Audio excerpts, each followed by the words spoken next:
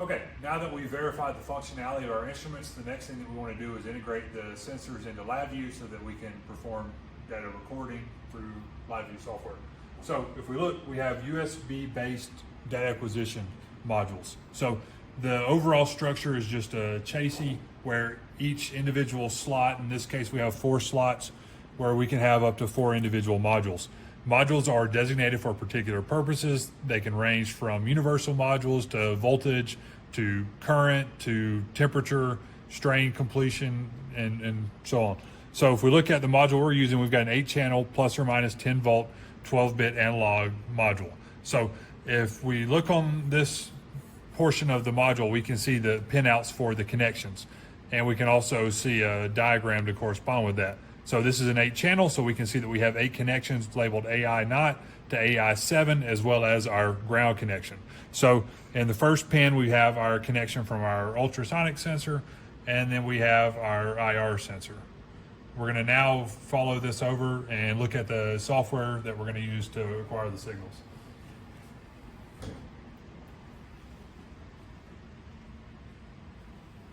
So we've got a preliminary LabVIEW code that we've already created. So if we look on the left-hand side, we have our front panel, which again is our user interface.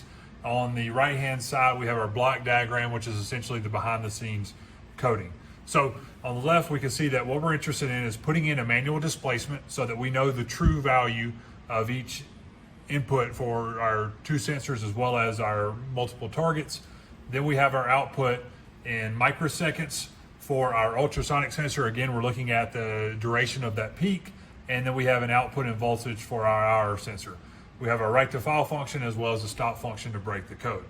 When we look behind the scenes, we've got our DAQ assistant block. So this is where we're actually going to go in and be able to tell LabVIEW what channels from the module that we are using, and then we're also going to be able to sanity check that we're getting appropriate results before we go too far. So if we look, we've already got voltages that are set up. You can add more voltages going through. You would select the type of input as well as the channel that you're achieving that from. You can also select appropriate sampling rates. In this case, we're sampling very quickly due to the time of the peak being very small for the ultrasonic sensor. If we hit run, this kind of is our sanity check to make sure things that are functioning properly before we actually go out into the code. So the red you see is the peaks and the small time durations that's associated with the ultrasonic sensor.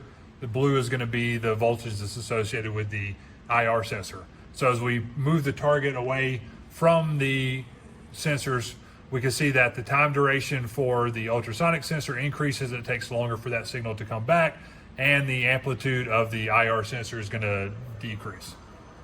So with that in mind, we're going to hit OK.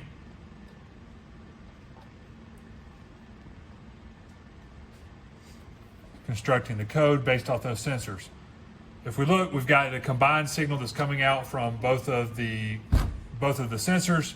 We're going to split that signal because we need to handle both of those a little bit differently. For the IR sensor, it's already in voltage. We're not trying to perform any kind of measurement associated with that. We're just looking at recording what that voltage is. For the second signal though, that's going to be our ultrasonic sensor, and we're interested in recording the time of the peak. So if we look at this timing and transition measurement, what it's going to do is it's going to allow us to calculate the pulse duration. Now the pulse duration that this is going to give us is going to be in seconds. So once we have that calculated, we're going to multiply by a constant in order to produce an output that's going to give us microseconds. Okay. Finally, we're going to take a user inputted displacement, combine the output from the ultrasonic sensor and the IR sensor back into one file before writing that to an Excel file.